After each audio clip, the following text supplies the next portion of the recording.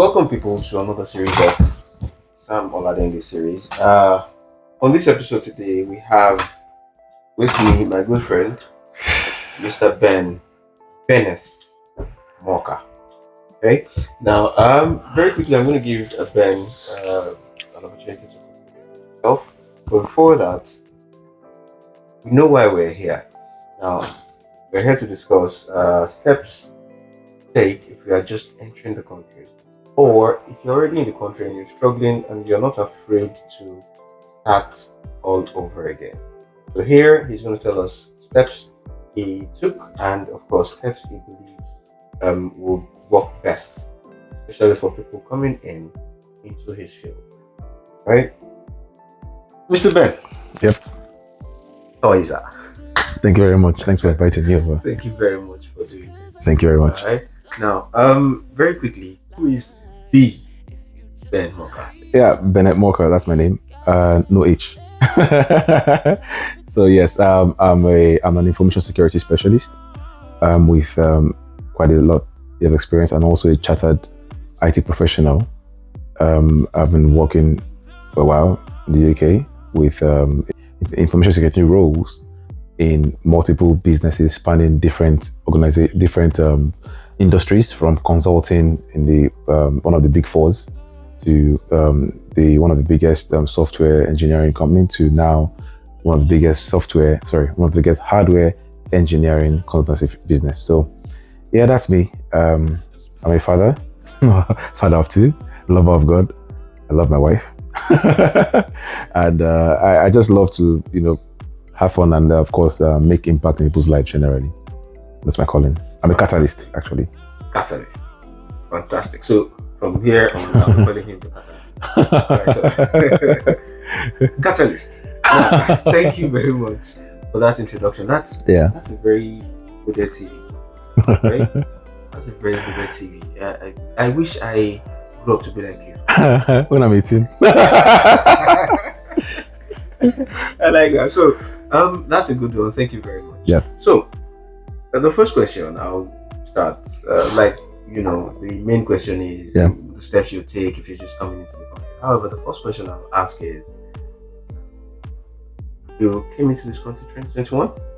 2021 September, yes. September 2021. All right. And that's 4 years plus now. Yes. All right. What are the challenges you faced settling into this country? All right, thank you. So one of the things that I tell people, especially those who are locals, is that moving is not an easy task. Anyways, whether you have all the money in the world or you don't, when you change your location, even if it's from moving from one state to another, it's always a very tedious task. And of course, the very first thing is trying to get your bearing, because in the UK, for example, when you move in, there's no manual that says once you get in here, turn left, and once you get to the end of the road, turn right. Nothing like that in the UK. Everybody has their different paths. In fact, some people will have it different ways, others will have it in a different, harder or easier or whatever it is, but everyone has a different path. And so, but one of the things I found hard, or should I say that is standard hard, is trying to fit in. We come from a culture where everybody is together, knitted, everybody is having this, oneness and everything, and then you come to a place you're not sure of if the next person wants to have that kumbaya moment with you or not. You're also looking at the culture and what your way around things. And of course, back in Nigeria, I used to be a business information security officer.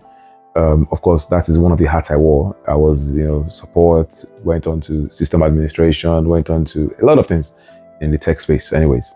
But then again, the thing is coming in here and the question is, what next? What do I do now? Right. And one of the things that I say is what drove you to come to the UK needs to keep you burning inside. If you don't, you're going to lose it in the very first few months. I can go on.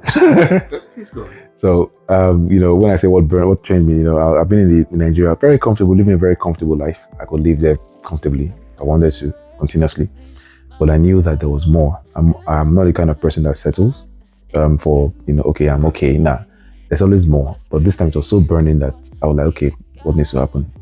Thank God for my wife who went out to look for, okay, what are the options we have?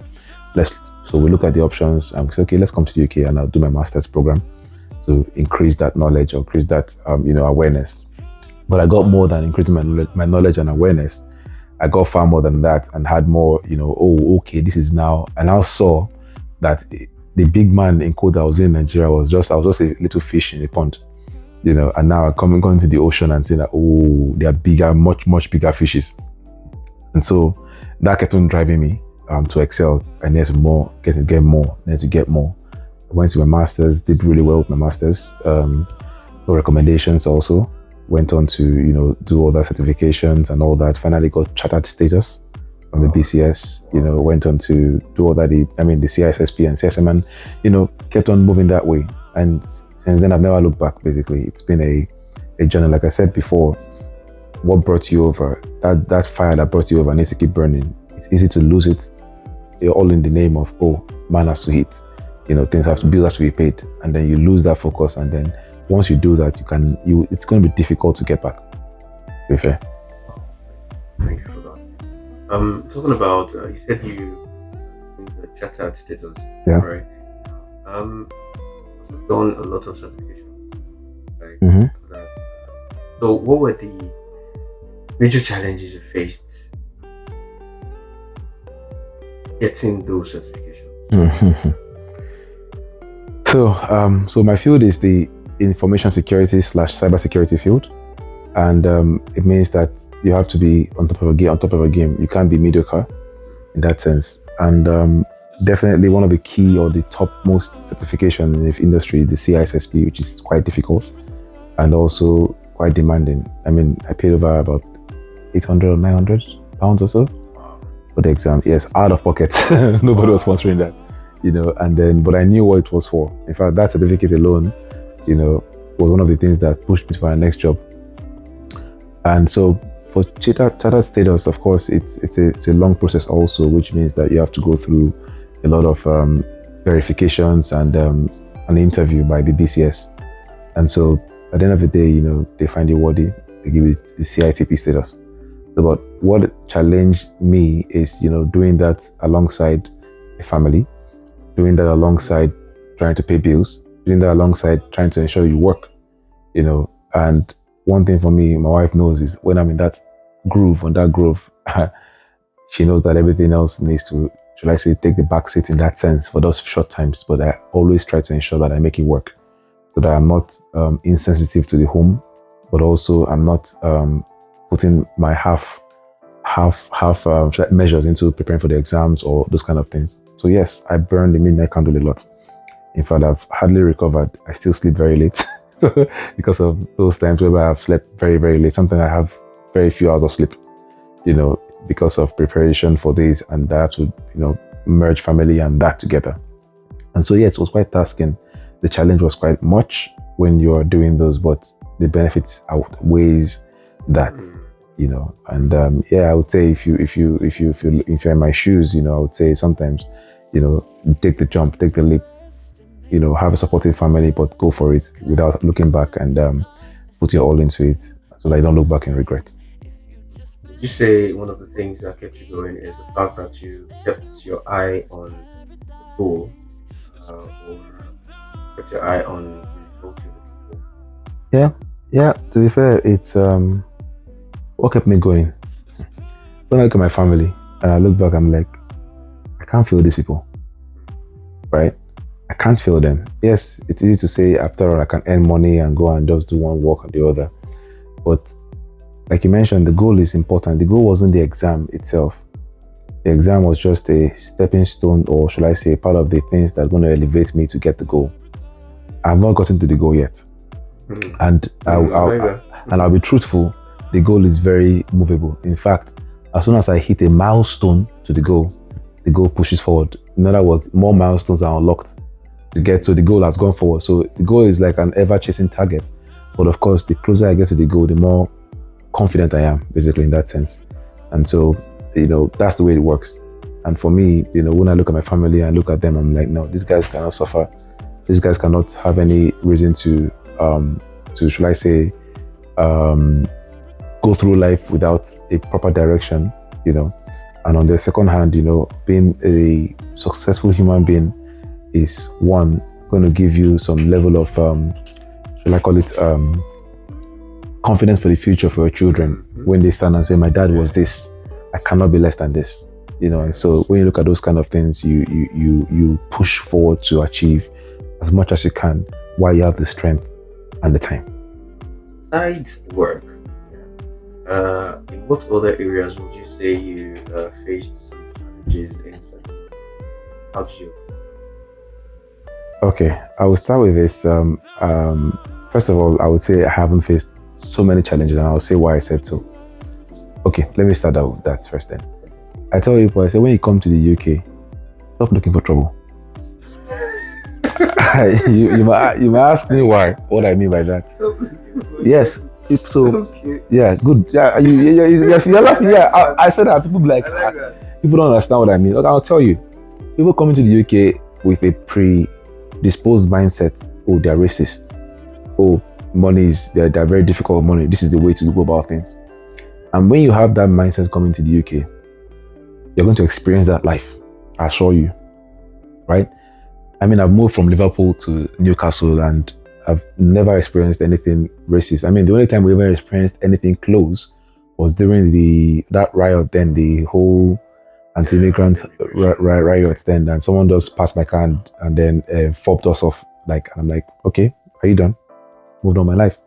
So generally, I try not to, because everything is in here. If you have a mindset that you are limited because you're black, you're limited because you're Nigerian, you're limited because you are this or whatever, you will be limited. The heights I've climbed within the span of 3 years, even coming to Newcastle, it's not something that is natural, name is that way. But for me, I don't see any limits generally with anything. And so I always go for it. Speaking of your question about challenges, like I said, if you come here looking for trouble, you will find it. Don't come here looking for trouble. And by trouble, I mean, I'm not talking about disturbing the neighborhood. I'm talking about making yourself small, making yourself, restricted, making yourself with the mindset of a caged mindset. That's what I'll call it. Where you're thinking, if I do this one will happen. I can't do this one. Hey, I'm sure I can do this one. Those kind of things. You see people having that kind of mindset and you're going to have so much trouble. Yes, no matter what you do, sometimes, you would face challenges. I have faced my challenges. And, coming in here, finances is one of the biggest things that most people face. I came in here, school fees fully paid because I knew very well that I don't want that stress. People have told me, oh, when you come in, just come and pay half £1,000 and then you come and work and pay your school fees. But I'm not. I'm like, thank God that God helped me, and I'm like, nope, I don't think I want to do that. I did all I could, paid off my school fees before ever stepping foot in the UK. And that was the biggest influence for the next step of my life. Because throughout the school period, I never struggled to pay anything. I wasn't forced to pay anything. My wife was the one working full time. I was working only 20 hours a week. And also I was doing a lot of childcare, school, and then my 20 hours of a week work. But whatever we could earn, we knew that, it was for house bills, taking care of ourselves, and moving forward. We never thought about paying school fees. And so when you are in that situation, coming to the UK, I tell people, if you're coming through school, please do not come to the UK if you can't pay your school fees in full. Do not come to the UK if you cannot pay at least 80-90% of the school fees. Don't bother. Because if you start in the UK in the negative by working to pay school fees, you're going to carry that all through, and it's going to get bigger and bigger and bigger and bigger. Because you pay school fees, maybe you collect a loan or pay whatever it is, you start rushing to pay school fees, and then the next thing you're talking of another visa is coming up to pay postgraduate visa, whatever it is, and next thing you're talking of a house bill is coming up, and it continues to pile, and then you're already short one by the time you're 3 years into the UK. Bills and bills and bills. That's why I see people doing night shift 24/7 because they have to pay bills. It all started with the school fees. And so I tell people, pay school fees as much as possible. I'm not being sadistic. I'm not being, I'm just being sincere. School fees paid. Get yourself a lot. Any money you earn, if today you earn £20, you eat. It's a good one. You eat your food, you go. But if you are paying bills or paying school fees and paying bills at the same time, if you earn £20 will never be enough. You have to pay your school fees. If you've not eaten yet, you have to go and work on that one. So please, as much as possible, school fees first. So challenges, finances is one of them, and of course, settling in with my child. I had a child then. I came into when she was 3 or so. two actually, and she's trying to acclimatize her into the UK with the system and everything. It was quite tedious because, of course, it's more like Nigerian system is quite forward, a little bit forward than the current UK system, and so trying to fit her in was quite good. And childcare, that was a big thing. We had to sit down and not work, do childcare, or pay someone one ridiculous amount of money to look after your child for 2 half days in a week. I mean, a friend of mine currently pays about £380 for 2 half days in a week, in a month, and that's even if they declare public holiday or whatever it is, you still have to pay. So those are the 3 things: finances, childcare, and of course your career moving on, basically. At what point did you feel like, okay, I'm finding my financial footing? So one thing I'll say is that generally, no one's journey is going to be the same. Absolutely no one's journey is going to be the same. So if you see your friends, for example, buying a house in 6 months after getting to the UK, yours can be 10 years, yours can be 3 years. It doesn't matter. And it's not a matter of who buy a house first, as the truth. But finances, yes, there are financial times, challenges. And when did I know that I've settled? I don't still know. And you will never know. Truth is that you only get more comfortable for a while, right? You get okay, I think things are getting better. But once you're done with school and you're done with 20 hours work and you're really now working, you can find a rhythm. I think that's what people should aim in to get, that rhythm that says that I earn X amount of money a month, I'm spending Y amount of money a month, I can save 1% of this money, I have this all sorted out, my bills are paid, family is okay. That is the level, the rhythm that you should be looking for. Not really, I've saved £25 million in my account, or I have zero. To be fair, and the good thing here is that there's some sort of financial responsibility that is required, and also there's there's access to finances in the UK. So people easily get soft loans, easily get a few things that they can use to get their foot on the ground, and it's viable. Credit score is very important and all of those things, but I'm not going to go into that. I'm not a financial expert. But then again, to answer the question back again, which is where you think I got it. I think it was when I started working full time and my wife was working full time, and then we now knew exactly what was coming in and knew what was going out. And then we were able to know, okay, this is what we're going to save, this is what we're going to put into this place and all of that. Then I think I could get the almost on my neck a little bit. More like it. That's fantastic. After all this challenges that you faced and overcame, and you're just coming into play with the knowledge you already have, what are the steps to take to settle in faster and better? So if I had known what I know now, to be fair, I think I took really good steps. But one thing I know for sure is that I'm going to be, reduce spending as much as possible. UK would want you to spend as much as possible. Spend, right? But if I had known what I know now, early enough, I would have, not reduce spending, but more in the sense of found alternatives to spend instead of spending more expensive, because some people don't know that, for example, something as simple as your insurance, you can always negotiate that. Someone gives you an insurance and tells you, your insurance is £2,000 a year. And like, hey, okay, I'll pay, no worries. But if you call them and tell them, I'm sorry, I have a quote for £950, I'm not going to go with you. They would most likely tell you, okay, let's see what we can do, right? But people don't know that. So, but I'll tell you, one thing I'll do, yes, like I was saying, reduce spending.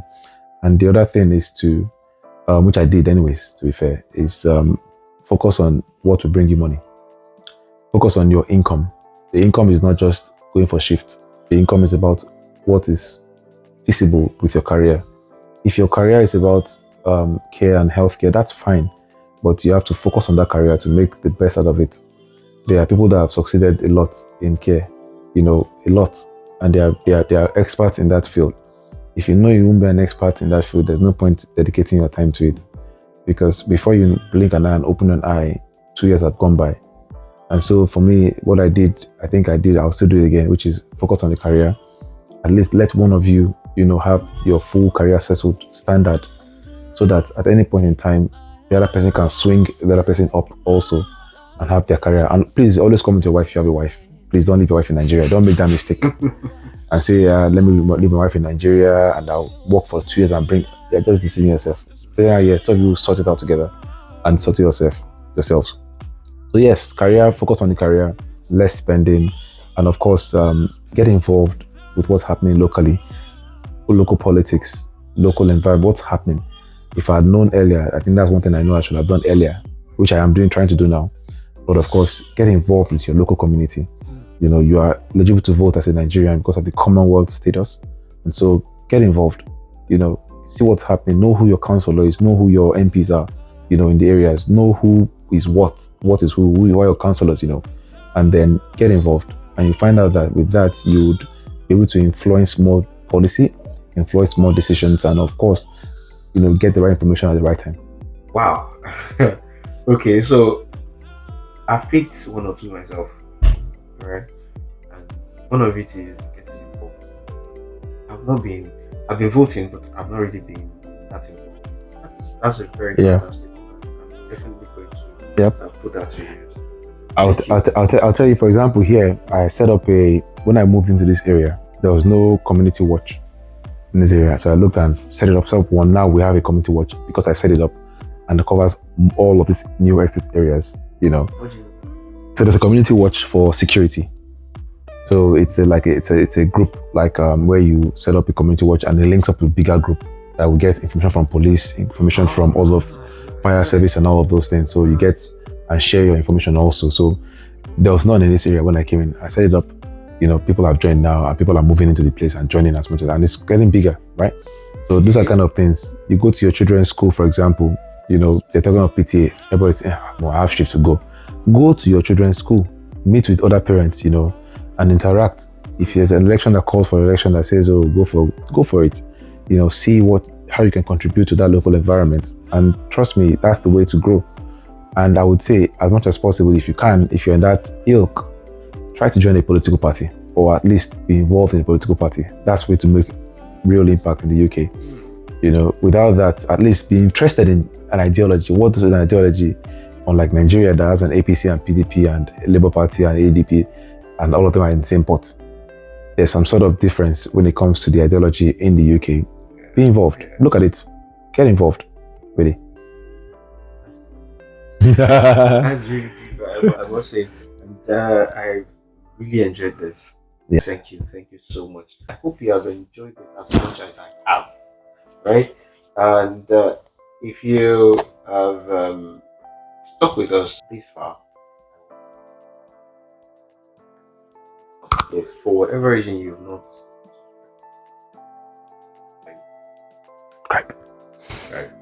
hit that button and hit the like button, hit the notification button, so that as soon as I drop another video, get notified. Thank you very much.